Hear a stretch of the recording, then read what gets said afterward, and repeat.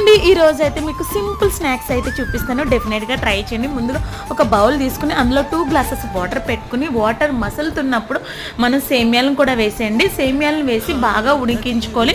సేమియా అన్నది కుక్ అయిపోయింది. ఇప్పుడు ఒక స్టెయినర్లో వేసి వడపోసుకోవాలి. ఇలా వడపోసుకున్న దాని మీద కొంచెం చల్లీలు వేసుకుని పక్కన పెట్టుకోవాలి.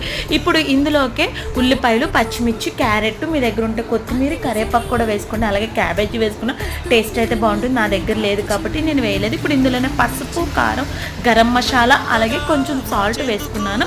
ఒకసారి బాగా మిక్స్ చేసుకున్న తర్వాత ఇందులో నేను 2 ఎగ్స్ అయితే బ్రేక్ చేసుకున్నానండి. ఇలా బ్రేక్ చేసుకున్న ఎగ్ని కూడా బాగా మిక్స్ చేసుకోవాలి.